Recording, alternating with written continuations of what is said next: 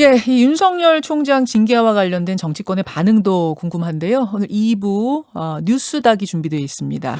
예, 오늘 이준석 전 최고위원 국민의힘에 또 현근택 더불어민주당의 전 부대변인 나오시니까요. 그쪽을 통해서 좀 이야기는 좀 더 나눠보기로 하고 일단은 코로나와 관련된 이슈를 하나 가겠습니다. 코로나 사태가 이 장기화가 되면서 자영업자들의 부담이 늘어가고 있죠. 자영업자들을 구제하기 위해서 임대료를 깎아주는 것을 법으로 만들자. 일명 임대료 멈춤법이 발의가 됐습니다. 그런데 논란이 뜨겁습니다. 소상공인 부담 줄여주는 건 좋은데 왜 그 부담을 임대인이 져야 하는가? 이것이 법적으로 혹은 또 경제에 미치는 파장에서 괜찮은가? 뭐 이런 의문인데요. 그럼에도 불구하고 부담은 나눠 가져야 한다라는 강한 주장도 있어서 양쪽의 얘기를 좀 여러분 듣고 판단해 보시는 건 어떨까요? 먼저 임대료 멈춤법을 대표 발의한 분, 더불어민주당 이동주 의원부터 만나보겠습니다. 이동주 의원님 나와 계십니까? 네, 안녕하세요. 이동주입니다. 예, 네. 일명 임대료 멈춤법. 간략하게 쉽게 어떤 법입니까? 네. 핵심은 정부가 이런 감염병 예방을 위해서 상업시설에 네. 집합 금지나 집합 제한 명령을 내리면 네. 그 제한이나 금지 기간 동안에 네. 임대료를 청구할 수 없게 하거나 최대 2분의 1, 50%까지만 임대인이 청구할 수 있게 하는 내용으로 개정안을 발의했습니다. 그건 집합금지 명령이 내린 업종이 아닌데 그냥 장사가 안 됩니다 하는 그런 경우는 아니고 네네네. 그런 경우는 해당이 안 되고 지금 2.5단계에서 노래방, 실내 스탠딩 공연장 이런 곳은 아예 영업이 금지돼 있잖아요. 그렇죠. 이런 그 가게를 둔 건물주는 네. 임대료를 멈춰줘야 한다 이런 거군요. 예. 그리고 이제 입장 인원의 50%를 예식장 같은 경우에 제한받는 경우 이럴 때 그런 부분적인 제한 명령을 받았던 경우에는 50%까지 차임을 임대료를 좀 감액시켜 줄 수 있는 내용으로 이렇게 발의가 되어 있습니다. 지금 2.5단계에서 제한받는 곳이라고 하면은 식당이 있을 거고 커피 네네. 전문점도 있을 거고 말씀하신 결혼식장도 있을 거고 학원도 제한받고 있고 이렇잖아요. 네, 그렇습니다. 네. 그러면은 그런 가게를 둔 건물의 건물주들은 반을 네네. 깎아줘야 된다. 월세를, 그렇죠. 임대료를. 네네. 아예 노래방 같이 그냥 전면 금지가 된 가게를 건물에 세주고 있는 곳이면 그냥 임대료 안 받아야 돼요. 그렇죠. 그게 그 기간만큼의 임대료는 100% 면제되는. 네. 만약 이걸 안 지키면 어떻게 됩니까? 사실은 이거에 대한 처벌 조항은 없습니다. 이게 워낙 상가 임대차 보호법 안에 개정안으로 들어가 있다 보니까 기존에 이미 존재하는 법령들도 사실은 임대인이 어겼다고 해갖고 처벌 조항은 없거든요. 대신 지금 코로나 전국이 심각해지니까 사실 내년 3월 달까지 특례 조항을 좀 두어서요. 이 코로나 때문에 임차료를 내지 못해서 석 달 이상 임차료를 내지 못하면 보통은 계약 해지 사유가 되는데 그거를 못하게끔 하는 조항이 9월 달에 이미 국회 본회의에서 통과가 돼갔고요. 이번 임대료 멈춤법과 상관없이 네네. 상가 임대차 보호법에 의해서 9월 달에 이미 그런 조항은 만들어져 있었군요. 네네. 그래서 오히려 그 조항들이 실효성 있게 좀 더 만들 수 있는 후속 조치라고 볼 수도 있고요. 그럼에도 불구하고 임대인들이 부담을 느끼는 부분에 대해서는 세제 혜택을 정부 당국하고 좀 긴밀하게 좀 협의를 해서요.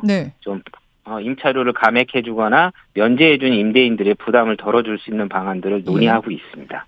이걸 지키지 않는다고 해서 임대인에 대해서, 그러니까 집주인에 대해서 처벌은 하지 않는다고 했습니다만 9월에 개정된 상가 임대차 보호법에서의 어떤 이 제한들과 그다음에 이번에 임대료 멈춤법에 의해서 요구되는 것들이 결합되면 집주인에게 상당히 압박은 되겠네요. 네네, 그렇죠. 깎아주거나 면제해주거나 아니면 이제 계약을 해지시켜야 되는데 그렇게 할 수가 없게 돼 있으니까 현행 9월 개정안에 의해서. 그렇죠. 만약 임차인이, 그러니까 세 든 사람이 이거를 이렇게 우리 주인이 지금 너무합니다 하면은 분쟁조정위원회에 갈 수 있고 그렇죠. 민사소송까지 갈 수 있게 되는 근거가 되네요, 이 법들이. 그렇죠. 네네. 그럼 강제력이 아주 없다고는 못하겠는데요. 예. 조금 전에 그러셨어요. 대신 네. 집 주인한테 세제 혜택을 좀 주려고 논의 중이다. 예. 어떤 식으로요?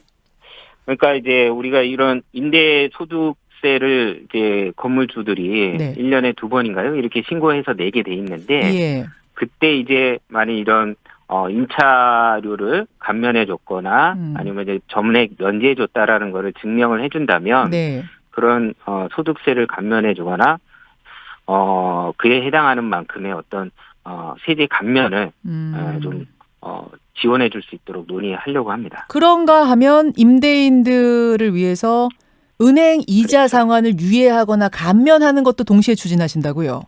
네네네네. 그건 어떤 그거는 겁니까? 이제 당연히 대출 원리금에 대한 상환과 그에 따른 이자 부담이 네. 또 호소를 임대인들도 많이 하시더라고요. 예. 이른바 이제 생계형 임대업자들이 그런 말씀을 많이 해주시는데 요거는 이제 그런 거를 이자를 유예할 수 있다. 원리금 상환을 유예할 수 있다. 이 정도로 제가 개정안에는 넣어놨는데 자세한 어떤 시행 방법이나 시행 대상이나 이런 것들은 시행령으로 좀 미임을 해서요. 금융당국, 금융위원회나 은행권하고 좀 가능한 범위들을 좀 시행령으로 좀 담아보려고 하고 있습니다. 예, 뭐 자영업자들이 힘든 거를 우리가 다 알고 있죠. 다 알고 있기 때문에 그들의 고통을 어떻게든 분담해줘야 된다는 생각은 합니다만 그럼에도 불구하고 이 임대료 멈춤법에 대해서는 과연 이게 바람직한 방향이냐 우려의 목소리도 높습니다. 왜냐하면요. 우선 재산권의 침해 부분인데요. 네네. 기본적으로 임대인이, 그러니까 집주인이 다 부자는 아니지 않느냐. 네네. 노후 생각해서 은퇴자금 탈탈 털어가지고 대출까지 받아서 조그마한 상가 하나 마련해서 세 받아 살고 있는 분이라면 그걸 월세를 깎아주라고 하면은 자영업자의 피해를 임대인이 떠안는 구조가 되는 게 아니겠느냐? 네네. 어떻게 생각하세요? 저는 이제 대국적으로 보면 이런 코로나 경기 침체가 오래 갈수록 임차인들이 만일 임차료를 내지 못해서 계약 해지되고 거기에 이제 빈 공실이 늘어나게 되면 결국에 그게 건물의 자산 가치도 갉아먹게 되고 그래서 결국은 이제 재산권이 거기서로부터 또 훼손되는 경우도 생길 수 있기 때문에 우리 임대인 분들이 길게 봐서 이런 임차인들하고 약간의 고통 분담 서로가 양보하는 이런 시기가 지금 필요하지 않을까 이런 말씀을 좀 드리고요. 재산권 행사가 근데 헌법에 위반된다라고 하는 거는 이런 측면도 좀 보셨으면 좋겠어요. 판례가 실제 저희도 찾아봤는데요. 공공복리를 위해서는 재산권의 사용을 일부 제한할 수 있다라는 좀 판례도 있거든요. 그 공공복리에 의해서 지금 집합금지 명령도 가능한 건가요? 그렇죠. 네네. 그런 측면이라면 임대인들에 대해서도 그 공공복리의 논리를 가져올 수 있다 이 말씀.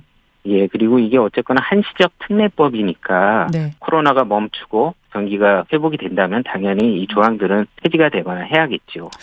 또 하나는요.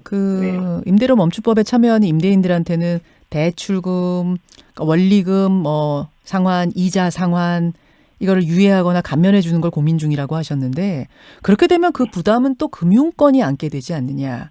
그러면 금융권은 개인 대출을 줄인다든지 금리를 올린다든지 뭔가 또 시행을 할 거고 그럼 거기에 또 영향을 받는 개인이나 기업이 있을 거고 경제라는 게 전체적으로 맞물려가는 시스테믹한 것이기 때문에 자기적으로 한쪽에 손을 대면 경제 전반에 타격이 될 수 있다. 부작용이 나타날 수 있다. 이런 우려를 또 전문가들이 하시더라고요. 네네네. 근데 저는 꼭 그렇게 금융권의 압박이 많이 될 거다라고 판단치는 않습니다.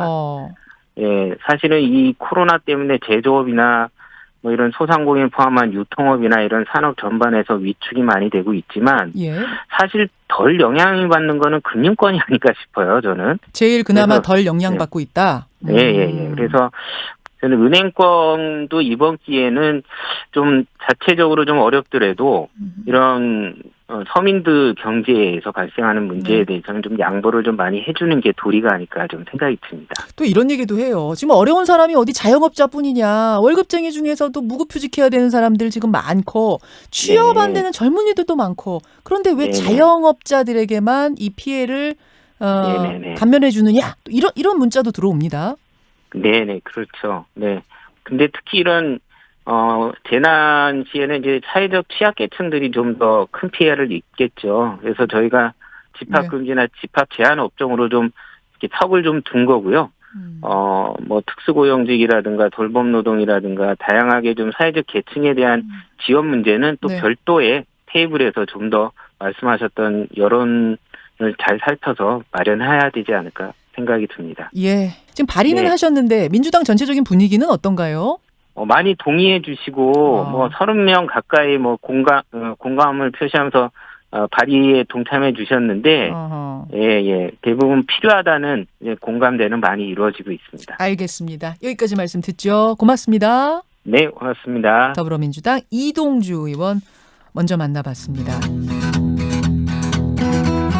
김현정의 뉴스쇼는 청취자 여러분의 참여로 이루어집니다. 트위터, 페이스북, 레인보우 게시판, 그리고 단문 50원, 장문 100원의 유료 문자 샵 1212, 우물정 1212 통해 참여하실 수 있습니다.